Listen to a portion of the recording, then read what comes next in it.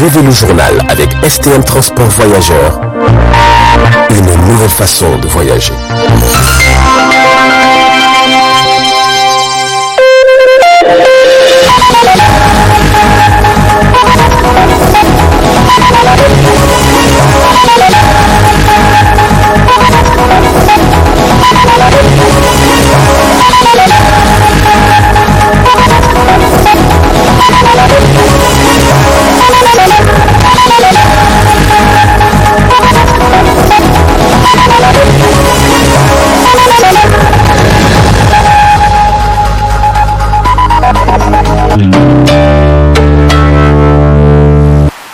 Vous êtes sur le miroir de la femme. Messieurs, dames, bonsoir et bienvenue à cette édition d'information du soir.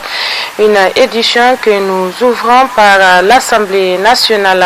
Ouverture officielle ce matin à l'hémicycle de l'Assemblée nationale de la première session extraordinaire au titre de l'année 2021. Plusieurs projets de loi vont être examinés et adoptés du 1er au 10 mars 2021. Compte rendu à Mansani, Ibrahim Kantama. L'ouverture officielle de cette session extraordinaire de l'Assemblée nationale a vu la participation de plusieurs personnalités. Le Premier ministre Bourdieu Rafini, le président des institutions et les membres du gouvernement. Plusieurs points sont à l'ordre du jour tels que la proposition de loi modifiant et complétant la loi numéro 2003/070 du 17 décembre 2003 instituant et réglementant un régime de retraite parlementaire à République du Niger. Le projet de loi porte un statut autonome du personnel de l'Assemblée nationale. Dans son discours d'ouverture, le président de l'Assemblée nationale, Laji Senetimi, est revenu sur les efforts des autorités de la 7e République pour l'organisation des élections générales réussies avant de rendre un hommage mérité au président sortant, Alaji Youssouf Mahamadou. Je voudrais, au nom de l'ensemble des députés, rendre hommage au président de la République sortant pour tout ce qu'il a permis à notre pays d'accomplir en une décennie. Cela est évident dans tous les domaines. Notre pays est sorti des chantiers battus et nos compatriotes ont renforcé leur confiance en eux-mêmes pour ne compter que sur les capacités à se définir un avenir de responsabilité et de travail fréquent. Je rends hommage au gouvernement, l'hommage qu'il mérite pour avoir su trouver les voies les meilleures, conduisant à bon port toute la batterie de réformes dont notre gouvernance avait besoin. Qu'il s'agisse de changement de paradigme budgétaire, qu'il s'agisse de l'amélioration du climat des affaires, qu'il s'agisse également de la création des conditions du progrès social. Je sais que le peuple nigérien lui sait gré pour tous les projets d'envergure exécutés ou lancés avec foi et espérance. Quant à nos compatriotes qui ont accepté et soutenu toutes les réformes initiées par le gouvernement, au nom de la représentation nationale, je salue l'endurance et la patience dont ils ont fait montre face au changement. De la même lancée, le président de l'Assemblée nationale, Laji Senetimi, s'est apaisanté sur cette question d'actualité de la maladie à coronavirus dans le monde et demande à toutes et à tous le respect des mesures barrières. Dans notre pays, malgré un pic constaté au cours des 2 derniers mois, la situation semble revenir sous contrôle, même si la vigilance continue à être de rigueur. À cet égard, au nom de la représentation nationale, je recommande encore à tous nos compatriotes de continuer à respecter les gestes barrières afin qu'à brève échéance, ce fléau soit bouté hors de notre territoire national. Dans le cadre de l'exercice de nos prérogatives du contrôle de l'action gouvernementale, nul doute que nous aurons à écouter les responsables ministériels en charge de la gestion de cette pandémie pour évaluer la situation actuelle et dégager les perspectives qui s'imposent. Dans cet ordre d'idées, chers collègues, malgré le caractère extraordinaire de la présente session, je vous encourage instamment à user de chacun des moyens de contrôle que nos textes fondamentaux nous mettent à notre disposition. Du 1er au 10 mars, les parlementaires vont examiner et adopter plusieurs textes. Le projet de loi porte un statut autonome du personnel de contrôle de la Cour des comptes et le projet de loi porte un régime de la pêche et de l'aquaculture au Niger. Enfin, les travaux en plénière à l'hémicycle reprendront ce vendredi. Toujours à l'hémicycle, le président du groupe parlementaire Zamzam, Lumana Hankouri et apparenté rejette en bloc le contenu du discours du président de l'Assemblée nationale Hussein Tini à l'ouverture officielle de la dite session extraordinaire de l'Assemblée nationale. Suivant sa réaction. En matière d'ouverture, je ne dirais pas que c'est une ouverture, je dirais plutôt que c'est une provocation.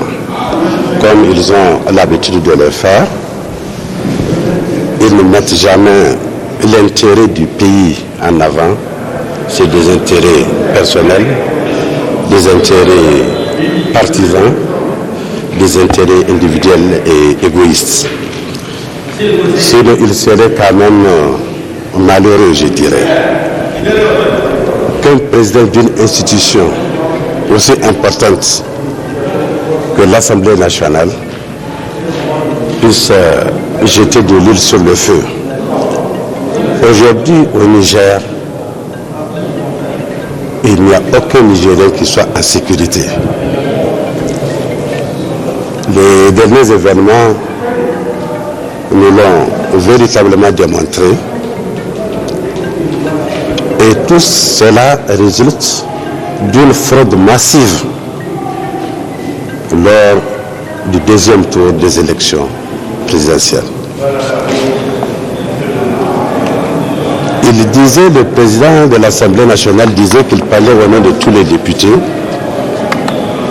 pour saluer le gouvernement et tout ça. Je dirais qu'il ne parlait qu'à son nom. En tout cas, pas au nom des députés de l'opposition nigérienne. Et l'opposition, la CAP 2021 et ses alliés sont déterminés à faire rétablir l'ordre perturbé au cours de ces élections présidentielles. Tout le monde sait que le monsieur n'a jamais été élu et nous faisons un devoir de ramener les urnes à leur juste place. Le président démocratiquement élu, vous le savez tous, c'est le président Ousmane Mahaman. Il l'a dit, il est élu à 50,30% des voix. D'autres se sont arrogés la victoire, eh bien, c'est quelque chose qui ne passera pas. Le monsieur a à plusieurs reprises invité l'opposition dans la rue pour une épreuve de force, et bien qu'il se rassure que l'opposition répondra cette fois-ci favorablement à son appel. Mais pour revenir au discours du président de l'Assemblée nationale, je dirais que c'est malheureux qu'en fin de mandat qu'il se comporte de la sorte. Il doit plutôt essayer de concilier les esprits, mais non une fois de plus de jeter de l'huile sur le feu. Voilà les raisons pour lesquelles une partie des députés, je dirais les députés de l'opposition, ont même pas vouloir entendre la suite de ce qu'il aura à débiter. Sur tout un autre plan, la coalition COP21 et alliée du parti RDR Tchangi a rendu public ce matin une déclaration de presse. Elle est relative à la proclamation des résultats globaux provisoires par la Commission électorale nationale indépendante CENI ainsi que sur les arrestations des personnes par les forces de défense et de sécurité après les manifestations à Niamey et à l'intérieur du pays. Un extrait de la dite déclaration avec Amadou Boubacar Sissé. Ces abus doivent immédiatement cesser, car aucun dictateur ne peut dompter un peuple conscient et jaloux de sa souveraineté. La coalition soutenant Maman Ousmane rappelle aux tenants du pouvoir sortant que M. Hamamadou n'est candidat à rien. Le pouvoir a usé de tous les moyens les plus superflus pour décréter son bannissement du processus électoral.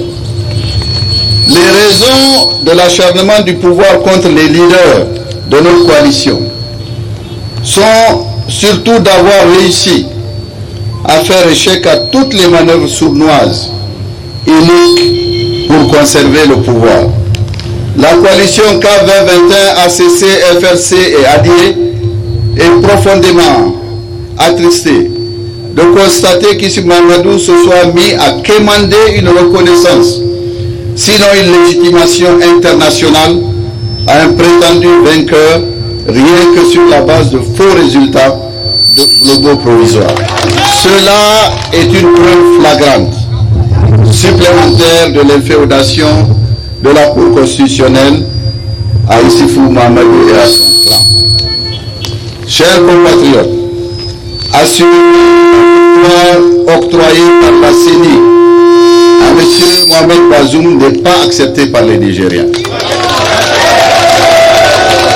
Considérant le choix sorti des urnes, exprimant le libre arbitre du peuple nigérien souverain, la victoire de son Excellence Maman Ousmane à l'élection présidentielle du second tour du 21 février 2021 ne fait aucun doute.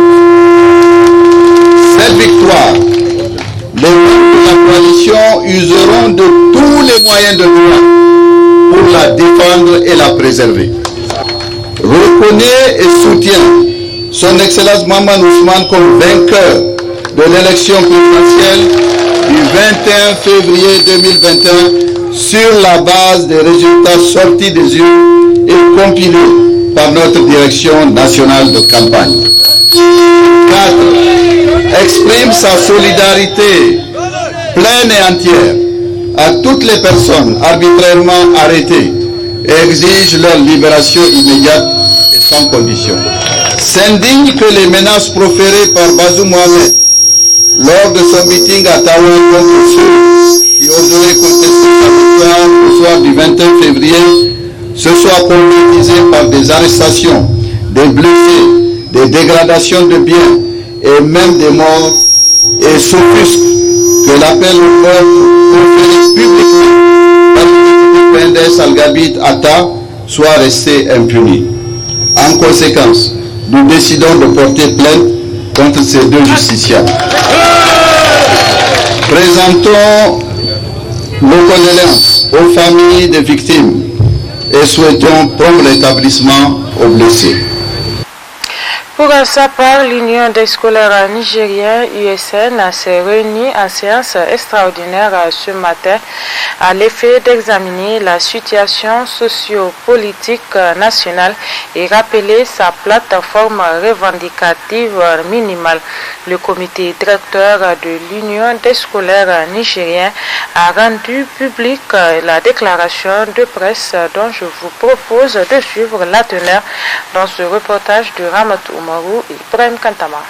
Face à la situation sociopolitique caractérisée par des tensions qui prévaut dans notre pays, le comité directeur de l'USN saisit l'occasion à travers cette déclaration pour formuler quelques recommandations. Sans épiloguer outre mesure, le comité directeur de l'USN prévient tous les acteurs politiques, prêcheurs de la violence qu'au nom de la démocratie dont il est le gardien historique, il se donnera les moyens de sauver celle-ci par des actes et actions qu'elle entreprendra avec l'ensemble de ses militants.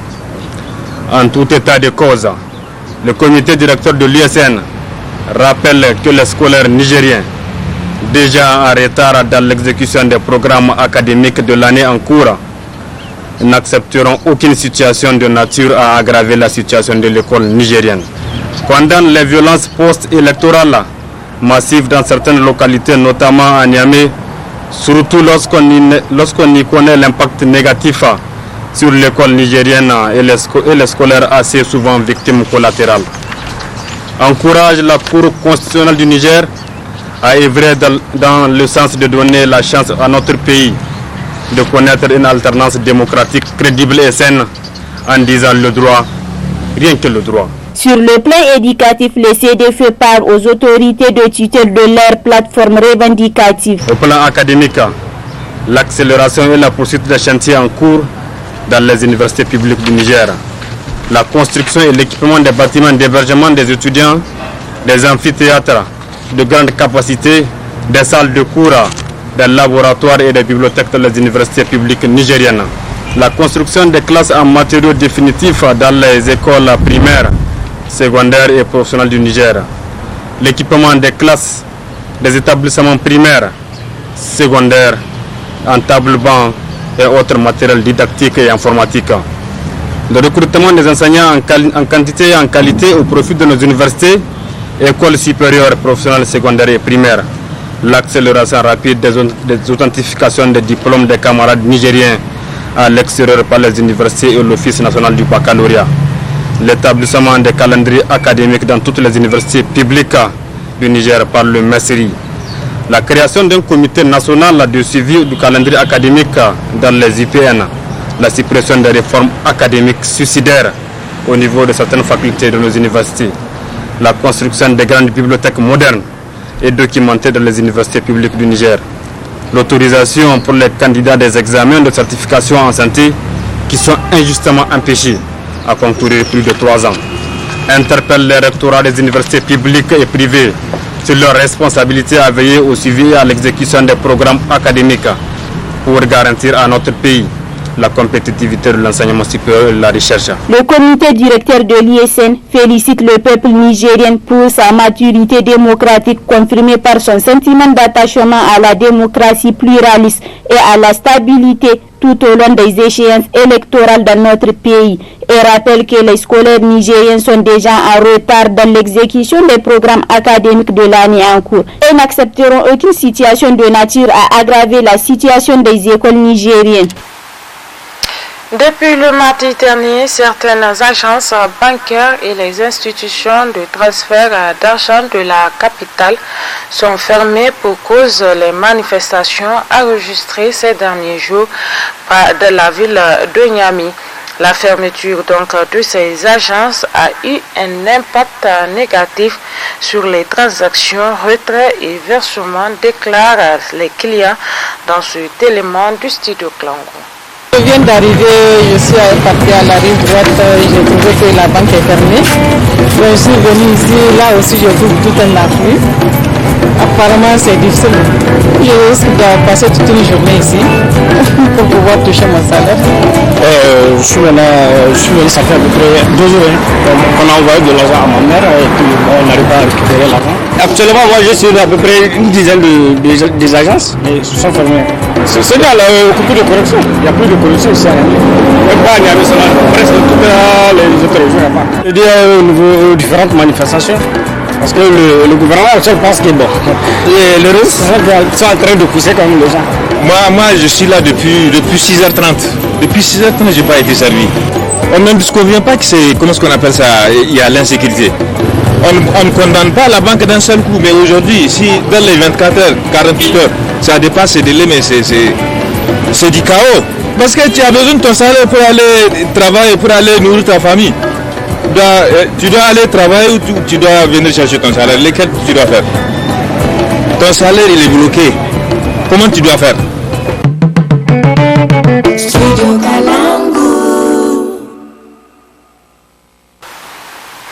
Et c'est la fin de cette édition d'information sur Tambara Télévision. Merci à vous de l'avoir suivi. Passez d'excellents moments en compagnie de nos programmes. Bonsoir.